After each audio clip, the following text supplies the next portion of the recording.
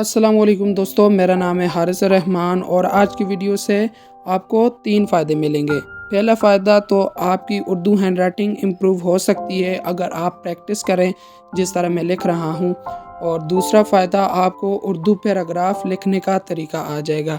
और तीसरा फ़ायदा आपको नॉलेज दी जा रही है। आपको ये नॉलेज किधर भी इम्तिहानात वग़ैरह में भी काम आ सकती है, इंटरव्यूज़ वग़ैरह में भी। तो चलें शुरू करते हैं।